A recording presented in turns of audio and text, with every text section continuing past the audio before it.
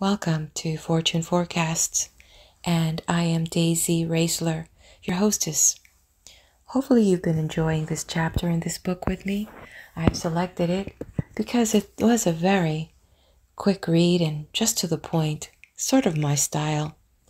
Okay, so what is it that we're reading? Well, if you haven't done so, you're going to catch up because we're about to enter Chapter 10 of William Walker Atkinson, Thought Vibration, or The Law of Attraction in the Thought World.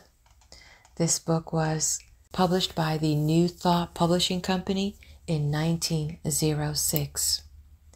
So, quickly recap Chapter 9. Very swift. He gave us some affirmations and exercises, and I would say that the affirmation and the exercise, it's a small dose, but it's like a concentrated version of what we need, only if we follow it.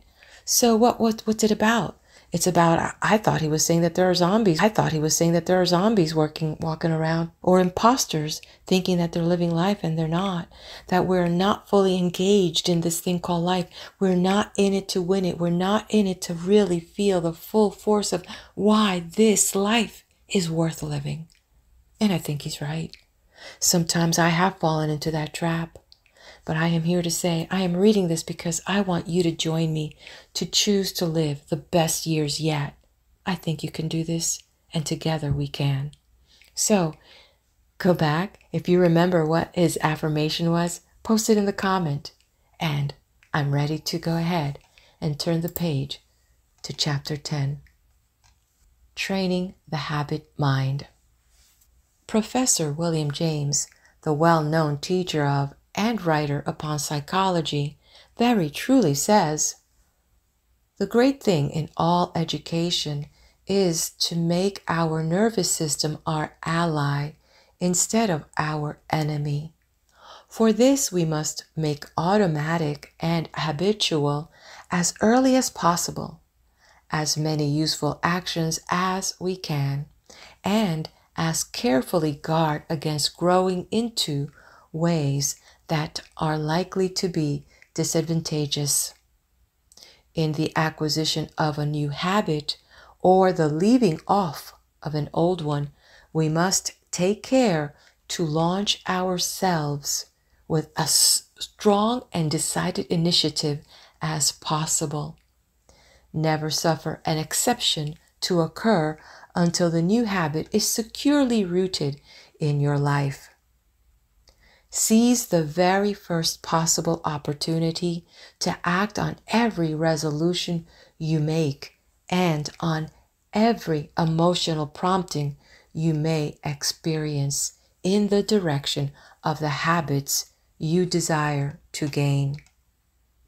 This advice is along the lines familiar to all students of mental science, but it states the matter more plainly than the majority of us have done.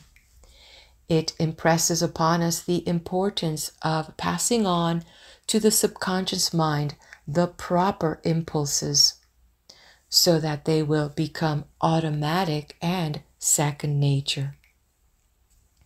Our subconscious mentality is a great storehouse for all sorts of suggestions from ourselves and others. And as it is the habit mind, we must be careful to send it the proper material from which it may make habits.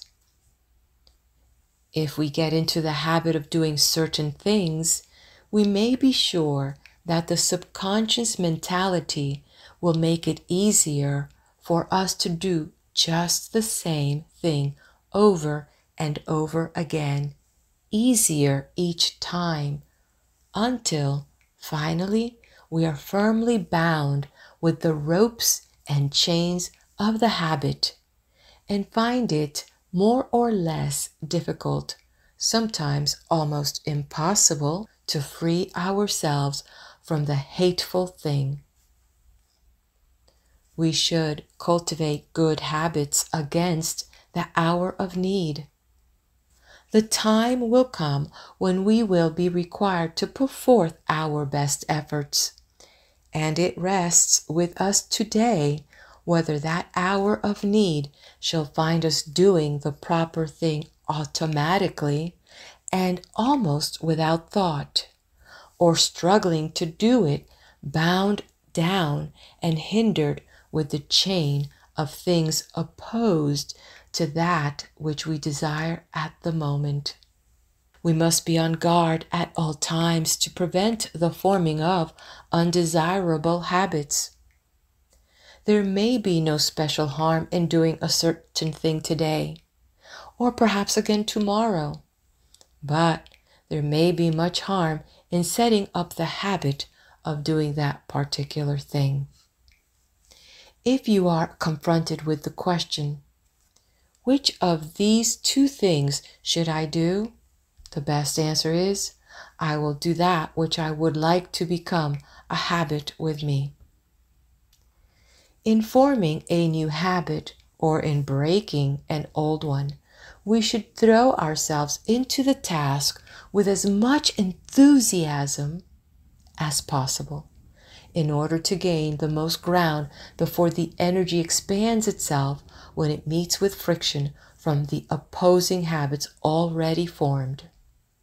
We should start in by making as strong an impression as possible upon the subconscious mentality. Then we should be constantly on guard against temptations to break the new resolution just this once. This just once idea kills off more good resolutions than any other one cause. The moment you yield just this once, you introduce the thin edge of the wedge that will, in the end, split your resolution into pieces.